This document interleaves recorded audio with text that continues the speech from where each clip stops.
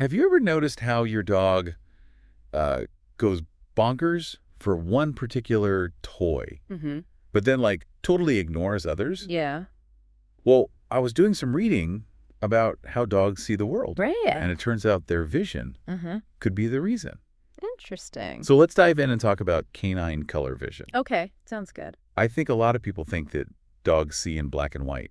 Right. But That's a super common misconception. is that true? No, not at all. Dogs definitely see color. Okay. It's just not the same way that we do as humans. So how do they see color then? So they have what's called dichromatic vision. Dichromatic. Yeah. And that means they have two types of color receptors in their eyes. Okay. We humans, we have three. Okay. That's why we have trichromatic vision. Oh, I see. And those two receptors that dogs have, they're mainly sensitive to the colors blue and yellow. So they can see blues and yellows, clearly. Yes. But what about like all the other colors? So imagine you're looking at the world through a filter that kind of washes out or mutes reds and greens.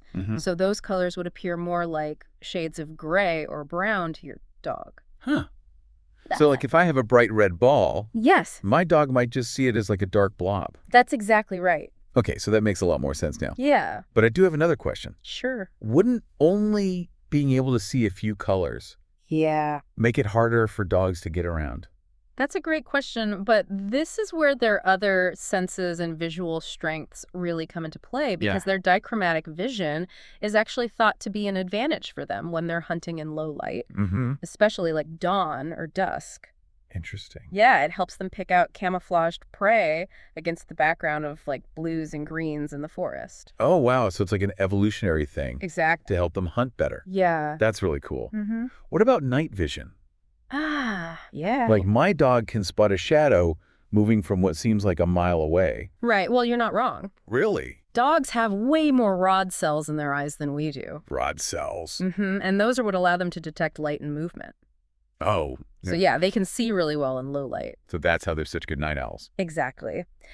Again, going back to their history as hunters, being able to track prey in dim light was, super important for survival.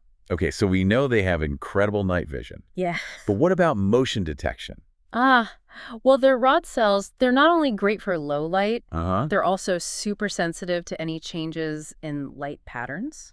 So think of it like a really highly tuned motion detector. So they can see even the slightest movements. Exactly. Like even a squirrel just flicking its tail way across the yard. Wow, they really are amazing. I also remember reading about contrast sensitivity. Oh, yeah, that's another one of their strengths. So remind me, what was that exactly? It's basically their ability to tell the difference in brightness. Like if you had a light-colored object against a really dark background, Got it.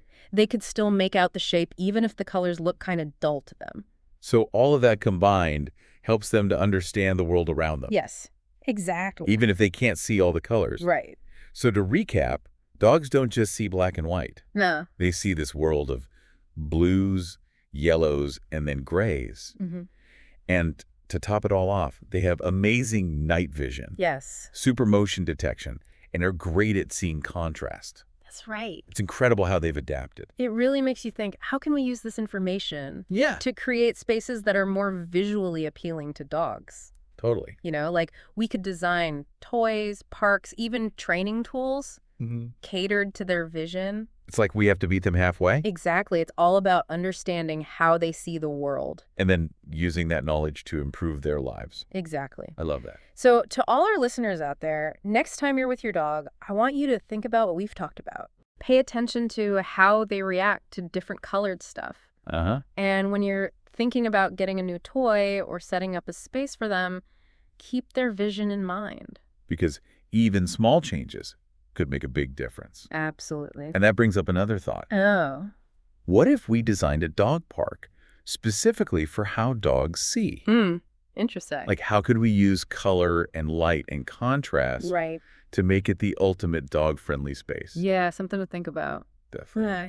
Well, that's all the time we have for today. Okay. But as always, thanks for joining us on this deep dive. Of course. Thanks for having me. And we'll catch you next time. See ya.